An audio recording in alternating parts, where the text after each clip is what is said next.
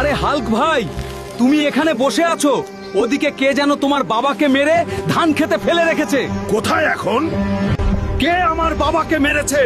যদি আমার বাবার কিছু হয় তাহলে সবাইকে আমি শেষ করে দিব, মনে রেখো।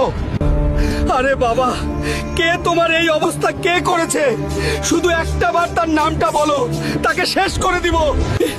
তোমরা কে কোথায় আছো? তাড়াতাড়ি বাবাকে হাসপাতালে নিয়ে চলো। ডাক্তার সাহেব, তাড়াতাড়ি দেখুন আমার বাবার কি হয়েছে। কিছু বলতেছে না কেন? ঠিক আছে, আমরা দেখতেছি। তোমার বাবার মাথায় অনেক ছুট লেগেছে, তাকে সুস্থ করতে হলে 20 লাখ টাকা লাগবে। ঠিক আছে, আমি ব্যবস্থা করতেছি। এখন আমি 20 লক্ষ টাকা কোথায় পাবো? কোনো কাজ করলেও তো কেউ আমাকে দিবে না।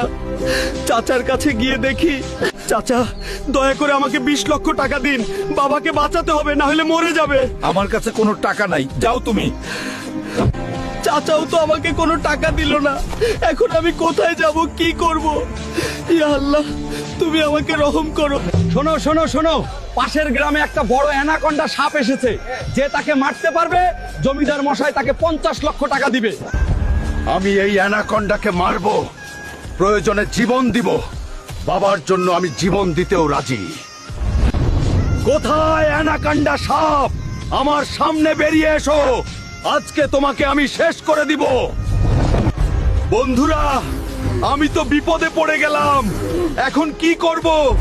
দয়া করে হেল্প করো।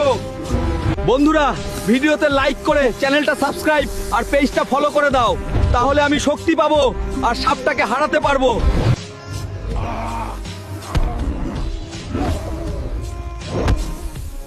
আমি পেরেছি। হাল্ক আমাদের পেরেছে এই অ্যানাকন্ডা সাপটাকে শেষ করতে আর গ্রামটাকে বাঁচাতে, তাই তাকে 50 লক্ষ টাকা পুরস্কার দেওয়া হলো। ডাক্তার সাহেব, আমি ব্যাগে করে 20 লক্ষ টাকা এনেছি, আপনি আমার বাবার অপারেশন শুরু করুন। ঠিক আছে। আজকে তোর জন্য আমি বেঁচে আছি, তোকে অনেক ধন্যবাদ বাবা, এটা আমার কর্তব্য। বন্ধুরা, তুমি যদি তোমার বাবাকে সত্যিই মন থেকে ভালোবাসো তাহলে কমেন্ট বক্সে লিখে দাও, আই লাভ বাবা।